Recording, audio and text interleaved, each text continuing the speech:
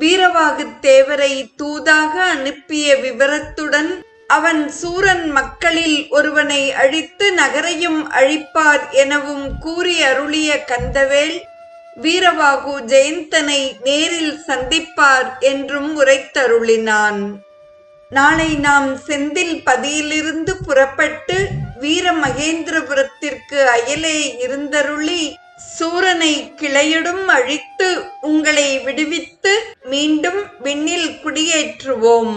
நீ கவலையை விடுக என்று கந்தவேல் ஜெயந்தனிடம் கனவில் கூறி அருளினான்.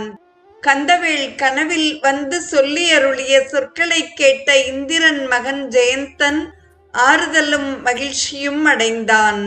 அந்த நேரத்தில் வீரவாகுத்தேவர் ஜெயந்தனை காண சிறைச்சாலைக்கு சென்றார்.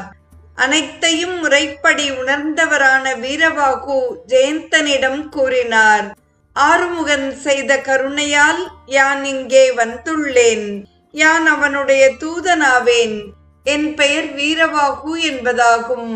உங்களை எல்லாம் சிறையிலிருந்து விடுவிக்கும் பொருட்டு சூரனிடம் கூறுவதற்காக யான் வந்துள்ளேன் என்று வீரவாகு ஜெயந்தனிடம் கூறினார்.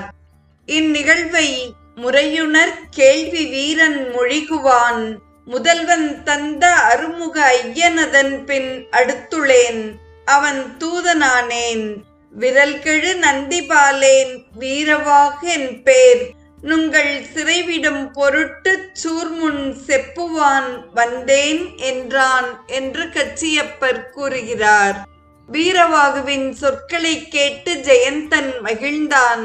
அவரை போற்றி வணங்கினான்.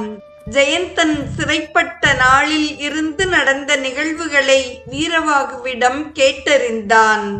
கடல் 7 மலைகளும்